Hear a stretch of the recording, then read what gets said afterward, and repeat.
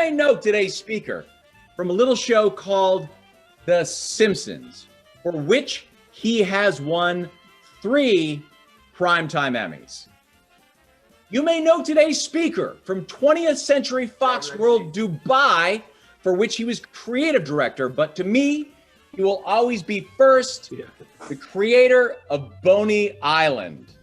That's right, the best damn freaky, funny, family-friendly haunt there is. It is the only haunt that I will never miss. But we are talking to our speaker today because he is a bona fide New Orleans native and a real live crew king. Friends, we are in the presence of royalty. Please give it up for my friend, our speaker, Mr. Rick Polizzi. Hey, everybody. Look at all that silent applause. Look at that. It sounds like it's a dead room, but I'll take it. I'm used to that. These people are all animated gifts, Rick. This is just a rehearsal. Right. Here's the crown. Rick? Here's the crown from when I was king. I got to keep it.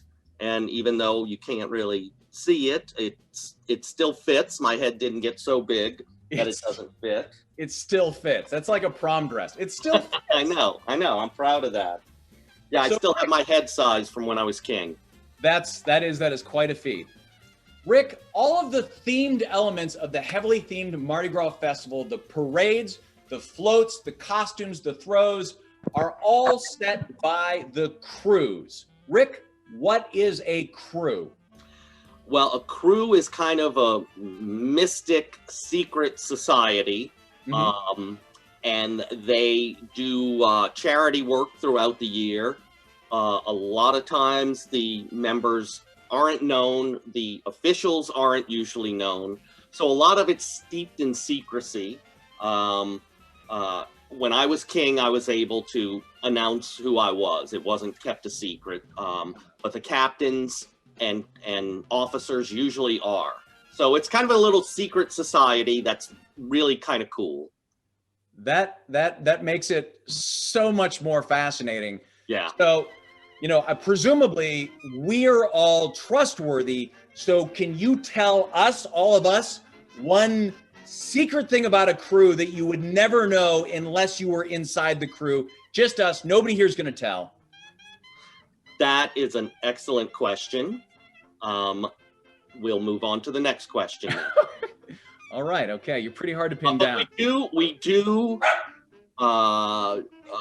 create the theme. You decide which theme. So each crew and parade will have a theme. And they'll print that on the back of their doubloons that they throw. The doubloons are these things that we throw with beads, metal, and it's great to hear the sound of these tinkling on the ground when the parades are going by. So we throw beads. There are beads that have doubloons on them as well. So there's tons of throws. We can go over that later, but we decide what the theme's going to be, and then the floats, costumes, everything are designed around that. So there's many, many themes within a Mardi Gras. They're local to the crew, and there's many crews. So there's like a lot of different themes. Yeah, there are a bunch of parades. And it just changes from year to year. And they could be simple things like New Orleans foods. Each float would be something to that. Or it could be Broadway shows, the best of Broadway. And each float would represent the Tony winner from different years. So it runs the gamut. It can be almost anything. One's just monsters that we all remember as kids. So each float was a different monster, really super themed out. And a lot of these are based on Roman and Greek gods. So sometimes the themes reflect their lives and portray different elements of these gods' lives. All right. Okay, cool. Yeah. All right. We're already learning stuff that only insiders know. Yeah. Rick, you understand that this is our venerable guest here in all of his finery. Rick, can you tell us some of the king's responsibilities? Well, you preside over the festivities to make sure everyone has a good time. You're responsible for making sure everyone has fun, tries not to get too drunk. And you can see it's a heavy responsibility. That's a big job. This is at the ball. You Yeah. have to put on there's a wig, page boy wig, and beard, mustache. And you can see some of the officers behind are masked, so you never know who they are. To the side of me is my daughters and my cousins were my pages, so they helped move the cape around as I was going through the crowd and blessing everyone. But you make sure that you lead the parade and have fun. And another thing, there you go. There's more stuff. When Homer was looking at here. Yeah, when Homer was king on The Simpsons, they used my costume and based that off of my costume to celebrate when he was king. And he was king twice in 2 different episodes. Another thing with King that not many people know is anytime during the parade, I can slow it down or speed it up if I need to. The main thing is if I need to use the restroom, I can stop the parade, get off the float, and go in anybody's house and use the restroom if I need to. And it's considered an honor. I think people still have not flushed from when I was king. Is that only during Mardi Gras, or are you still able to do that just with any house? I try it. I bring one of my doubloons over. This has my face on it, and I bring it over and go, hey, how about a bathroom break? That's the best usually I get bathroom slapped style in the face, but no, that's just for the parade that I tried it.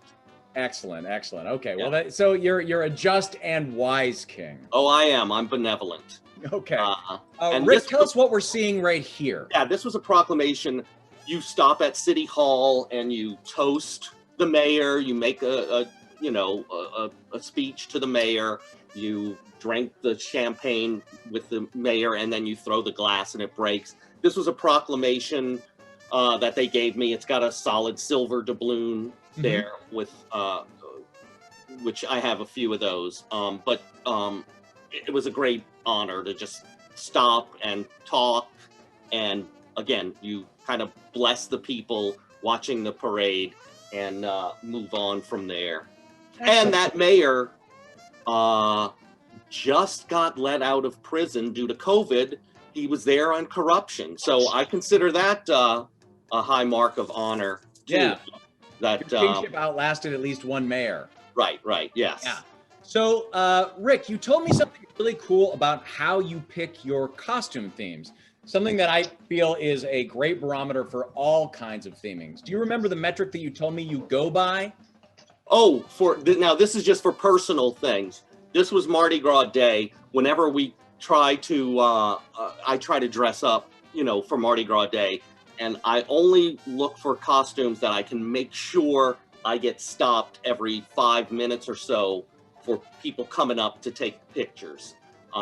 We get to walk a little bit, and then people run in front of you and say, hey, can you stop? And other people come with cameras. That's the way I measure a good costume, and I try to do that every year. I've had a bunch of cool ones. Some you can't show in public here like this, but they've been funny, always funny, and you want it to be just show-stopping.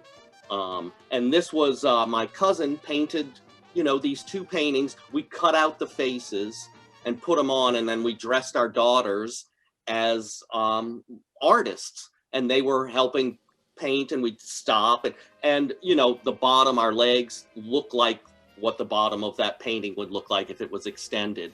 So I love still dressing up and running out and making a fool of myself. Excellent. Yeah. Okay, Rick, I'm going to show you some costumes, and I want you to tell us what elements that we're seeing in these costumes are typical of Mardi Gras fair. Are you ready? Yeah, sure. All right, what do we have here, Rick?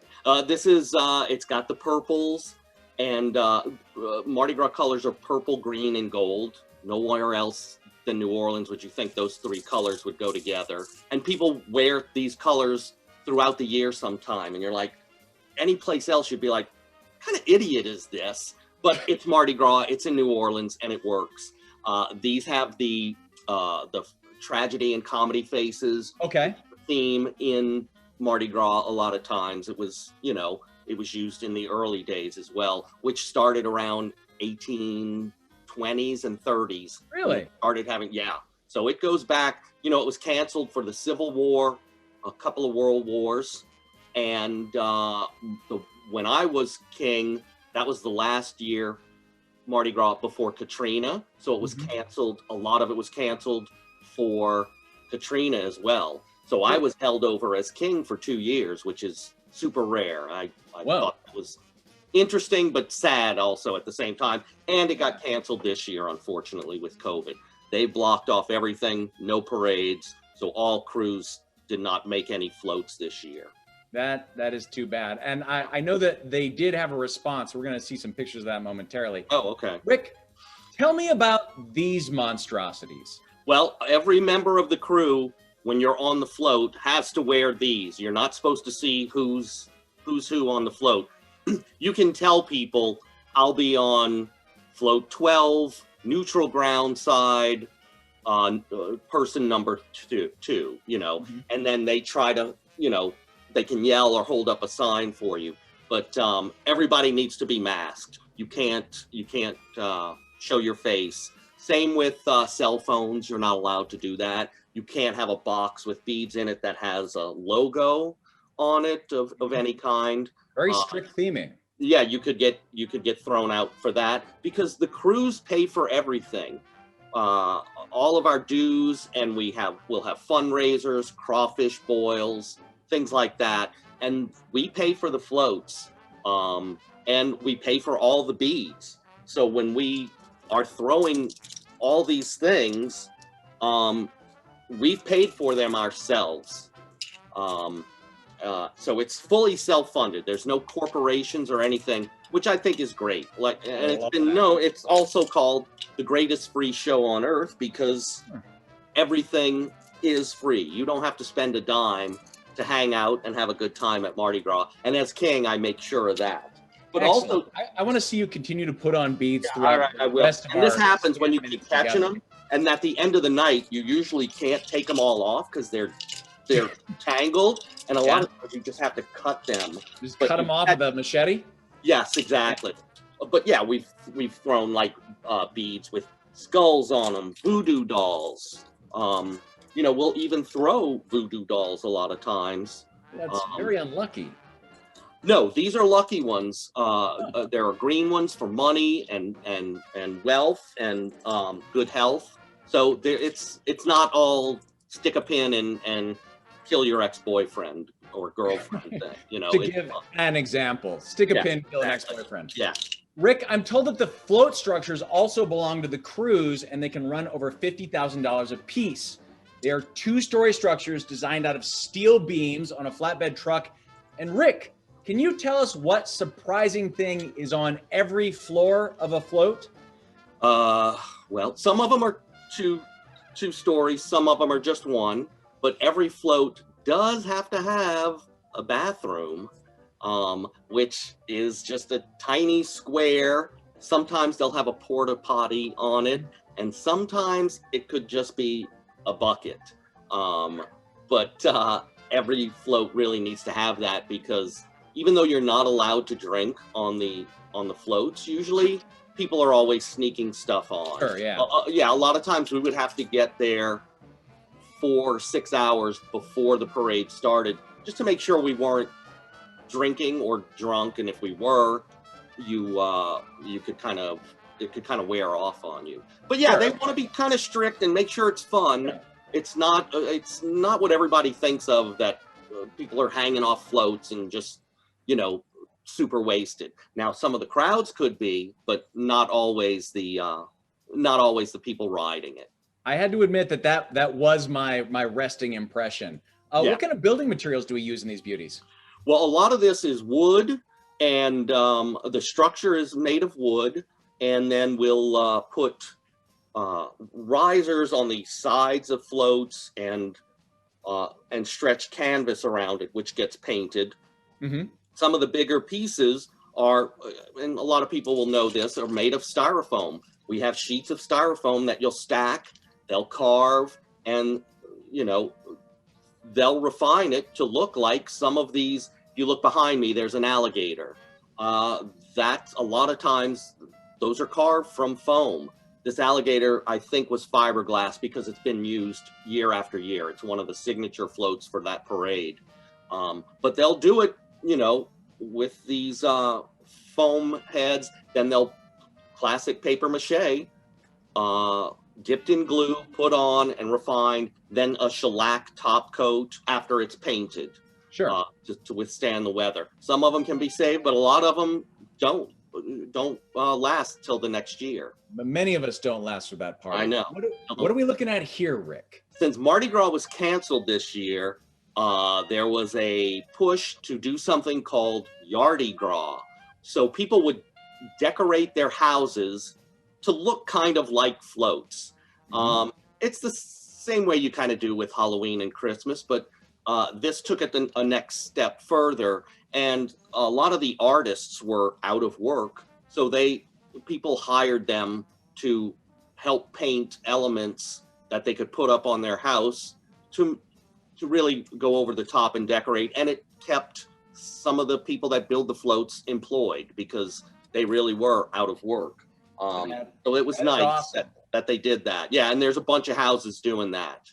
I'm glad they found a way to capture. Yeah, it was great. Out of the jar. It was great. Yeah. So the final category, Rick, is throws. The true measure of any themed environment are its takeaways. Rick, what are we looking at here? These are doubloons that we throw along with beads.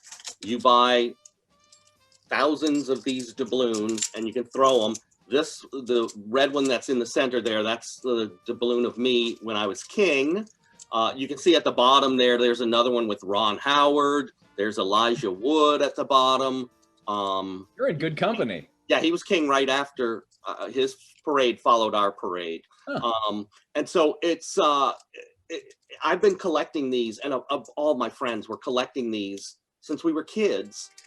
They were invented in 1960. So we've been collecting them like baseball cards, and to have one with your face on it was just the greatest thing that's ever happened for me. I can't explain. That's got to be a highlight. How honored how big of an honor it was.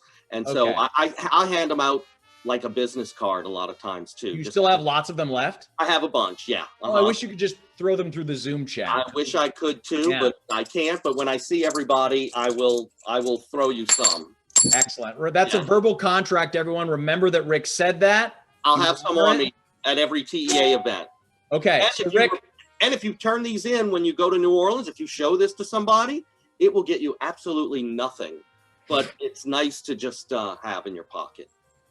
It is nice. Yeah. Okay, Rick, I'd like to close with a thought experiment here. Okay. You are on Bourbon Street. You are several hurricanes in. A float is passing by, and they wing something at you. You don't even know what it is, but your hand darts out and snatches it from the air, and you know even before you look that this is the best kind of throw, like the very, very best kind there is to get. So you open your fingers. What's inside, Rick? That's a tough call. They're throwing beads that have big resin emblems on them. That's a nice one to have. If you catch a doubloon in midair, you feel like you're in the World Series. You can't believe that you caught something in the air. Beads you can kind of catch. Yeah. One of the main float throws is the crew of Zulu, which is the all black parade, throws decorated coconuts. Whoa. And those are pretty well sought after. They parade Mardi Gras morning, and they'll throw coconuts. They passed a law that now they have to hand them to people from the floats because people were getting bonked in the head. But those are real collectibles. But I mean, we would throw all kinds of things. This was the King float that I was on, a replica, and it was in a box with styrofoam that I would hand to people. And you look for people who really are really into it. We'll throw plates, again, we'll hand them things like that. Is this people's houses? There are bobbleheads. There are bobbleheads that you can throw, and of course, just tons of beads. One motto is "throw till it hurts," or I was always saying, "Throw as loud as you can," just because you want to shower people with stuff. And that's what we always look for, to make sure everybody's having a great time. That is a wonderful ethic. Folks, that is all the time that we have with Mr. Rick Polizzi. If we're very lucky, maybe he will stick around and answer some of our questions. Bless you all. But as you know, kings can be capricious. No. In the meantime, we are opening up the 5 break rooms, each named for a New Orleans locale. So please hop between them and socialize. Say hi to all of our 5 room hosts. And please join me one more time in thanking Mr. Rick Polizzi.